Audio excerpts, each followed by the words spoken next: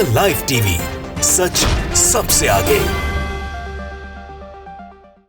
नमस्कार, मैं अनमोल प्रीतम और आप देख रहे हैं द लाइव टीवी। जिन 3 कृषि कानूनों को लेकर किसान साल भर तक आंदोलन करते रहे, जिन 3 कृषि कानूनों को लेकर 700 से अधिक किसानों को अपनी जान गंवानी पड़ी और जिन 3 कृषि कानूनों की वजह से किसानों को सर्दी, गर्मी, बरसात झेलना पड़ा, अब वही तीनों कृषि कानून फिर से लागू होने की खबरें हैं। जी हाँ, बड़ी खबर है कि तीनों कृषि कानूनों को फिर से लागू करवाने की मांग को लेकर भाजपा समर्थित किसान संगठन 2 अक्टूबर को बड़ा आंदोलन करने वाले हैं और इस बार ये कहा जा रहा है कि कृषि कानूनों को फिर से लागू करवाया जाएगा, क्योंकि इसके पीछे जो सहारा लिया जा रहा है वो सहारा है सुप्रीम कोर्ट की बनाई गई कमेटी की उस रिपोर्ट का, जिस रिपोर्ट की चर्चा हम आगे करने वाले हैं। जैसा कि आप सब लोग जानते हैं कि कृषि कानून जब लागू हुए थे उसके बाद से किसान आंदोलन करने लगे।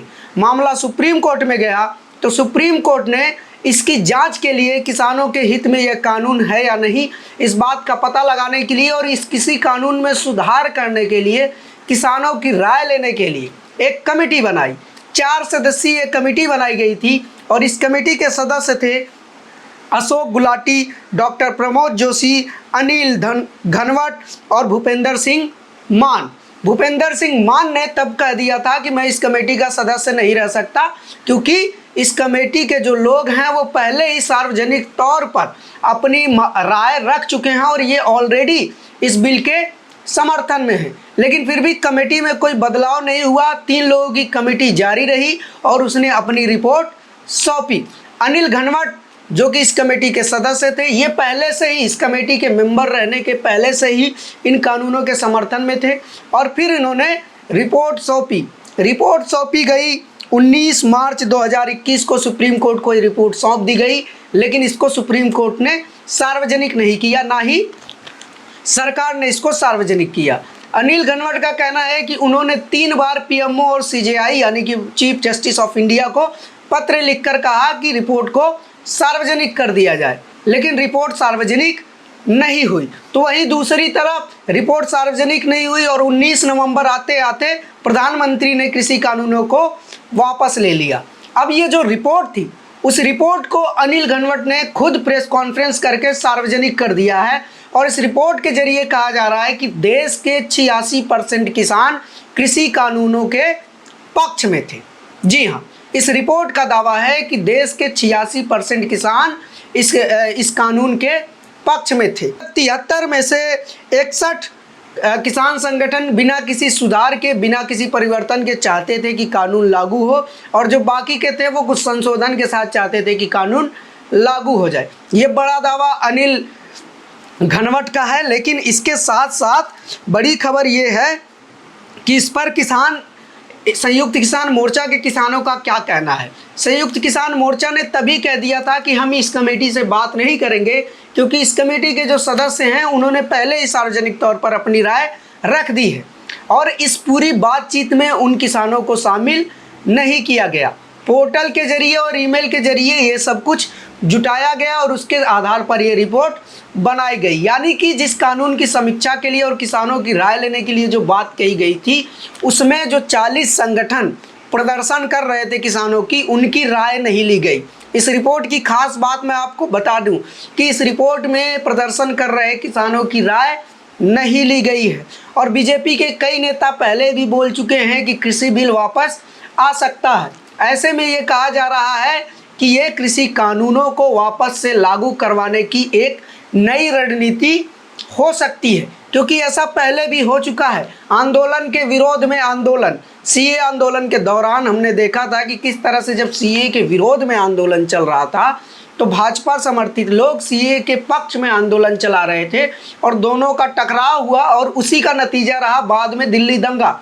लेकिन यहाँ किसानों के मामले में भी सेम वही रणनीति अपनाई जा रही है कि किस तरह से अब एक नया आंदोलन खड़ा किया जाए। अनिल घनवट जो कि सुप्रीम कोर्ट के कमेटी के सदस्य में थे, एक किसान यूनियन, इनका एक किसान संगठन भी है और अब ये कह रहे हैं कि 2 अक्टूबर को कृषि कानूनों को वापस लागू करवाने की मांग को लेकर 1 लाख किसानों के साथ आंदोलन करेंगे। बिल्कुल सीए वाली रणनीति यहाँ पर अपनाई जा रही है। खैर, इस पर विस्तार से चर्चा हम आगे करेंगे, लेकिन जान लेते हैं कि अनिल घनवट ने कहा क्या क्या है। अनिल घनवट ने एमएसपी पर भी बोला था कि एमएसपी सभी फसलों पर देना मुमकिन नहीं है, इससे देश दिवालिया हो सकता है और सभी फसलों पर एमएसपी देना बेकार की बात है। तब भी बवाल हुआ था अनिल घनवट के इस बयान पे कि एक कमेटी के मेंबर रहते हुए वो इस तरह से सार्वजनिक तौर पर क्यों अपने इस तरह के विचार व्यक्त कर रहे हैं। और तब किसान संगठनों ने विरोध भी किया था, लेकिन मोदी सरकार ने फिर भी कह दिया था कि हम एमएसपी पर कानून बनाएंगे और 3 कृषि कानूनों को वापस भी लिया था। लेकिन कल किसानों ने विश्वासघात दिवस मनाया कि सरकार ने जो हमसे वादा किया था कि हम एमएसपी पे कानून बनाएंगे, वो कानून नहीं बनाया। अब इसमें देखिए मुख्य पॉइंट, पोर्टल से सुझाव मांगा गया, यानी कि डायरेक्ट इंटरेक्शन किसानों से नहीं किया गया। इस रिपोर्ट को बनाते समय किसानों से डायरेक्ट बातचीत नहीं की गई। और इसमें जो सबसे बड़ी बात है वो है इससे उठते जो सवाल हैं उन पर गौर किया जाना जरूरी है। चूँकि सुप्रीम कोर्ट ने ये रिपोर्ट सार्वजनिक नहीं की है, सरकार ने ये रिपोर्ट सार्वजनिक नहीं की है, ये रिपोर्ट सार्वजनिक की है अनिल घनवट ने, जो कि कमेटी के एक सदस्य हैं। तो ऐसे में सवाल ये उठता है कि इस रिपोर्ट को सरकार ने सार्वजनिक तब क्यों नहीं किया और अब तक क्यों नहीं किया? सुप्रीम कोर्ट ने इस रिपोर्ट पर चर्चा क्यों नहीं कराई और अब क्यों नहीं कराई? और अब अनिल घनवट इकलौते कमेटी के सदस्य कैसे इस रिपोर्ट को सार्वजनिक कर सकते हैं? सबसे पहला सवाल इस रिपोर्ट पर कि इसमें किसान संगठनों की राय क्यों नहीं ली गई, क्योंकि जिन किसानों को आपत्ति थी उन किसानों से तो बात ही नहीं की गई। इसलिए इस रिपोर्ट का हम कह नहीं सकते कि इस रिपोर्ट में सबकी राय शामिल है।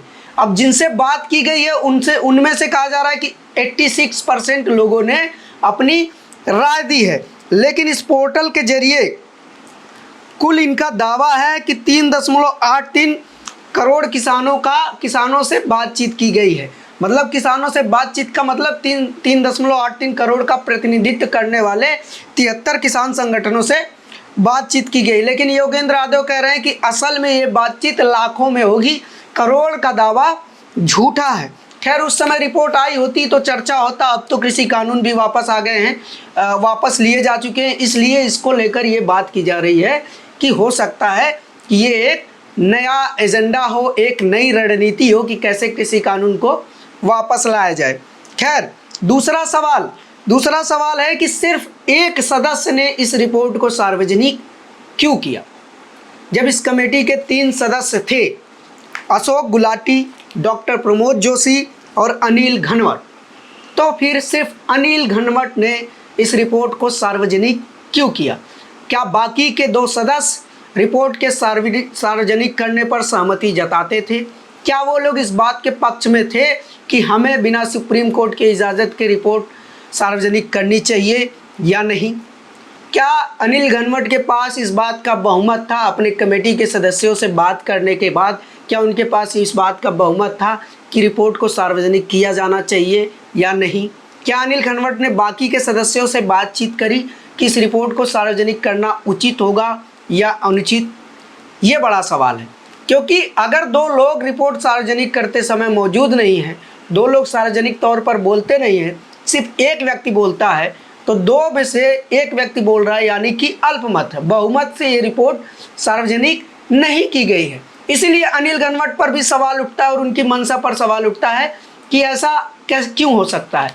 क्या सिर्फ अनिल घनवट ने अपनी मनमानी से खुद से ये फैसला ले लिया है रिपोर्ट सार्वजनिक करने का, ताकि देश में एक नया डिस्कोर्स शुरू किया जा सके, एक नया बवाल शुरू किया जा सके? और तीसरा और अहम सवाल कि जो रिपोर्ट सुप्रीम कोर्ट ने सीलबंद फाइल में रख दिया था, पीएमओ जिसको जारी नहीं करना चाहता था, उस रिपोर्ट को अनिल घनवट जारी क्यों किए? और अगर उन्होंने जारी किया तो उस पर सुप्रीम कोर्ट ने कार्रवाई क्यों नहीं की, या पीएमओ ने आपत्ति क्यों नहीं जताई कि जो रिपोर्ट हम सार्वजनिक, सुप्रीम कोर्ट खुद नहीं चाहता सार्वजनिक करना, उसको अनिल घनवट ने क्यों सार्वजनिक किया? सुप्रीम कोर्ट नहीं सार्वजनिक करना चाहता, इसका मतलब सुप्रीम कोर्ट चाहता होगा उसकी समीक्षा करवाना, हो सकता है सुप्रीम कोर्ट को इस रिपोर्ट पर भरोसा ना हो, इस रिपोर्ट की क्रेडिबिलिटी पर भरोसा ना हो। सुप्रीम कोर्ट इसके पैरेलल एक समीक्षात्मक कोई कमेटी बनाए जो इसकी समीक्षा करे कि जो रिपोर्ट बनाई गई है वो कितनी सही है। लेकिन ये सब होने से पहले ही अनिल घनवट ने इस रिपोर्ट को जारी कर दिया है, इसलिए इनकी मंशा पर भी सवाल है।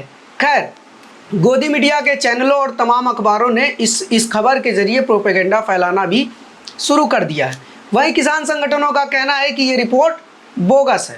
राकेश टिकैत ने इस पर प्रतिक्रिया देते हुए कहा है कि जो राकेश टिकैत ने कहा है वो मैं आपको पढ़कर सुनाता हूं कि 3 कृषि कानूनों के समर्थन में घनवट ने सुप्रीम कोर्ट को सौंपी रिपोर्ट सार्वजनिक कर साबित कर दिया कि वे केंद्र सरकार की ही कठपुतली थे।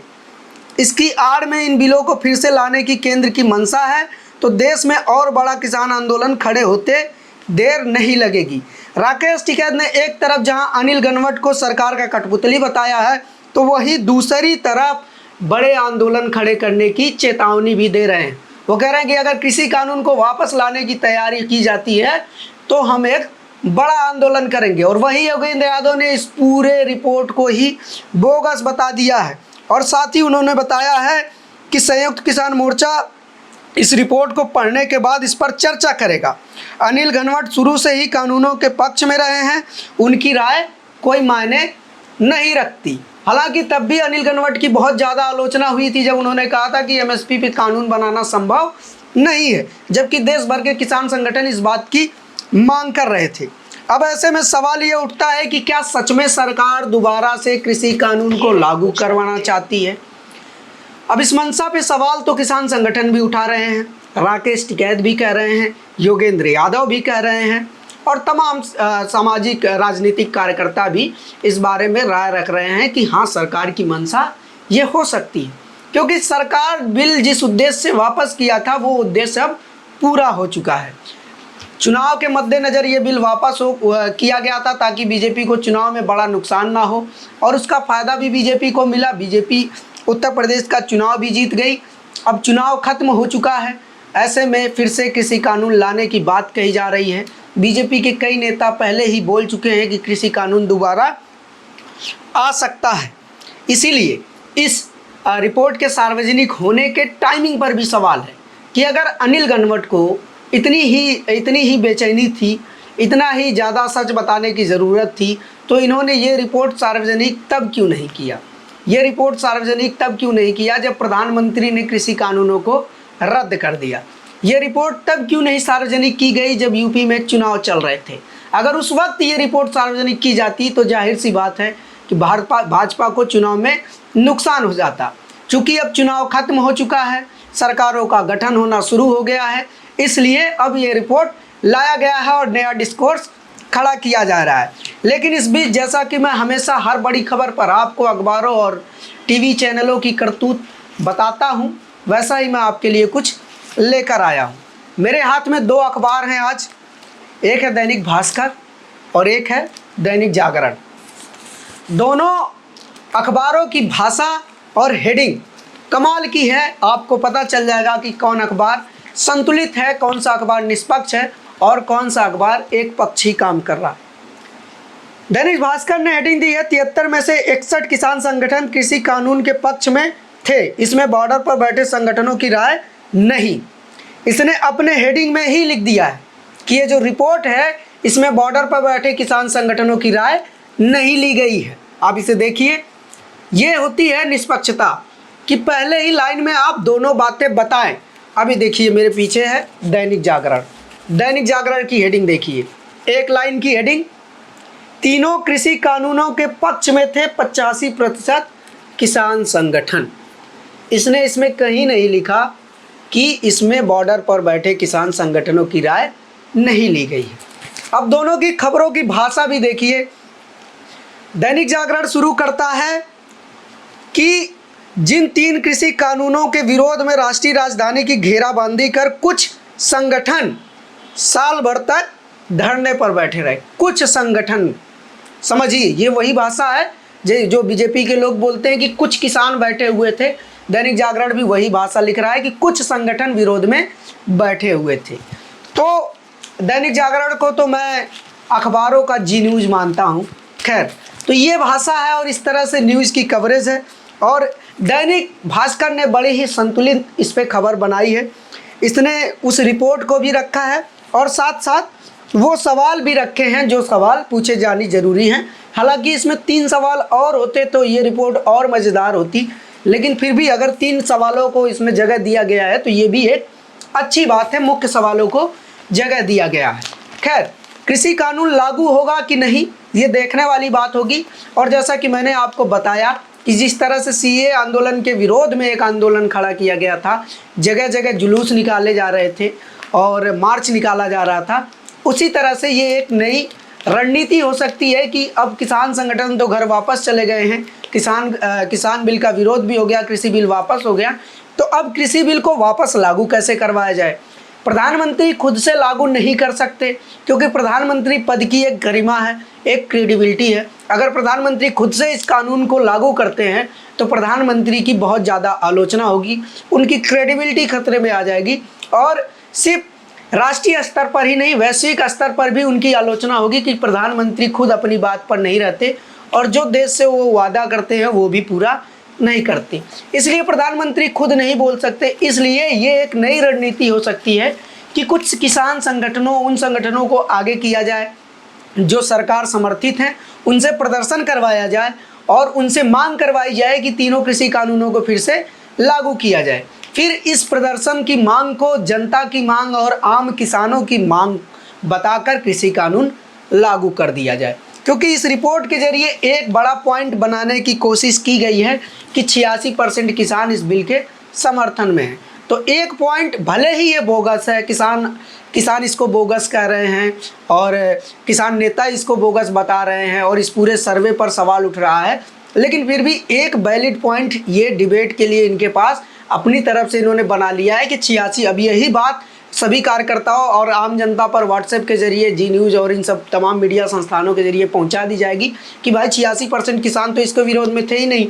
तो एक ये पॉइंट आ गया। दूसरा पॉइंट, आंदोलन करवा देंगे 2 अक्टूबर को, घोषणा भी हो चुकी है कि 1 लाख से ज़्यादा किसान आएंगे।